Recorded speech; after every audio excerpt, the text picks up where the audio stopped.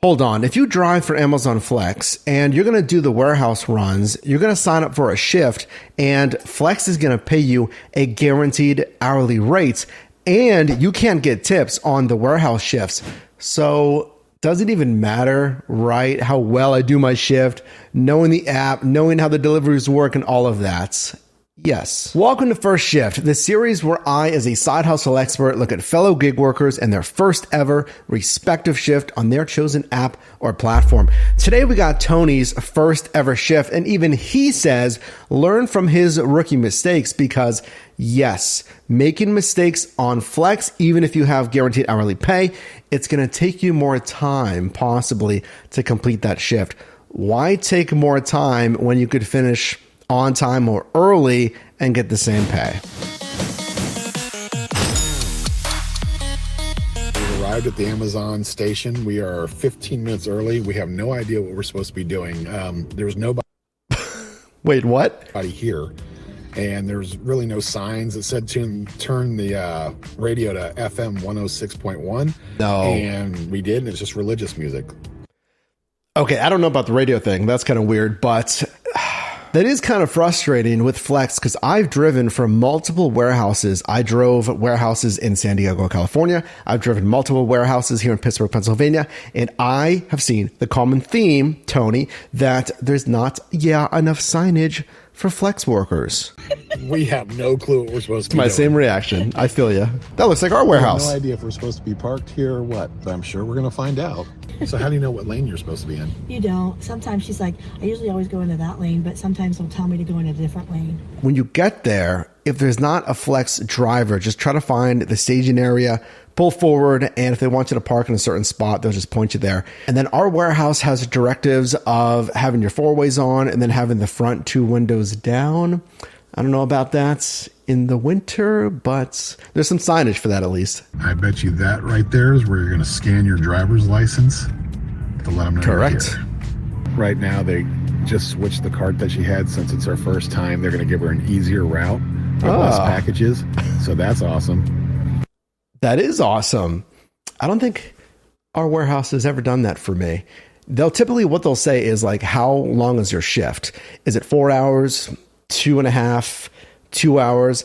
And then they'll give you a cart based on that. But like, they don't care really the route. They just get like, okay, here's all the 2-hour routes. And they'll just give you one of those racks of packages. I mean, it wouldn't hurt though. If it's your first time, say, hey, it's my first time. Can you give me an easier route? They did it here at least. So they assign you a route. They give you a code that you scan the rack with Correct QR code on your phone.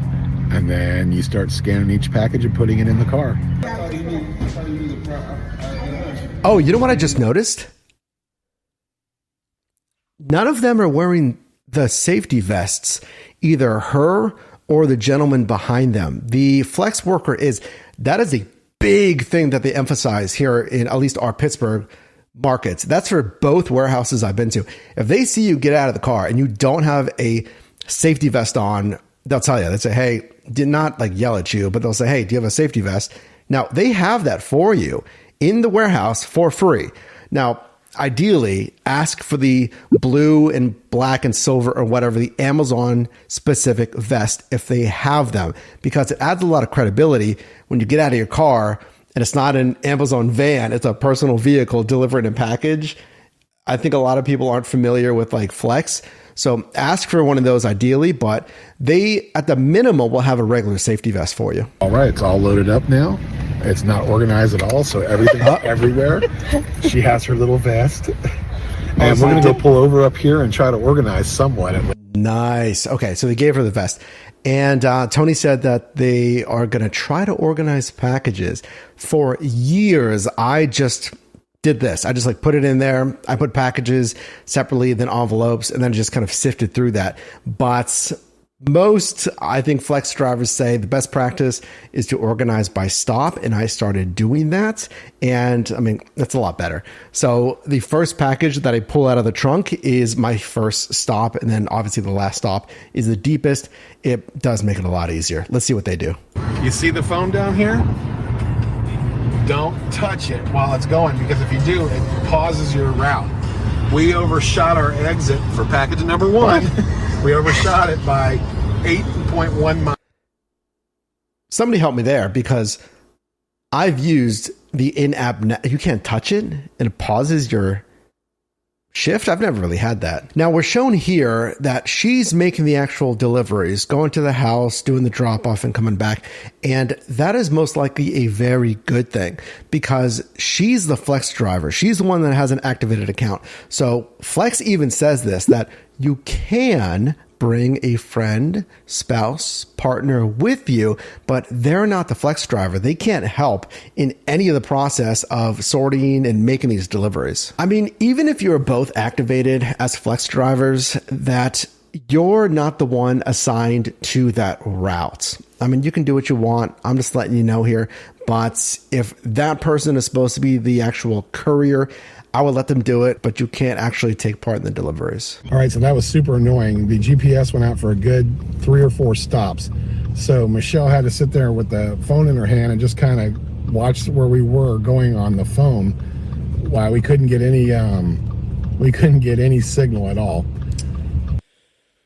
So I deliver here in Pittsburgh, Pennsylvania, and I've delivered an hour. I've gone an hour west, I've gone an hour north, I've gone like 40 minutes south, and I've gone about 35 minutes east. You better believe it that some of these areas do not have good cell service. The biggest problem that's going to annoy you is trying to make the delivery, because you physically have to be in a radius of the delivery destination, the building, the home, and it says on the actual Amazon Flex app itself, like, here's your delivery radius you have to be in. So if the GPS that's pinging your location is not working, I've had it where it pinged up on the sidewalk and not down the long driveway to the front door where I was actually standing, and I could not make the delivery.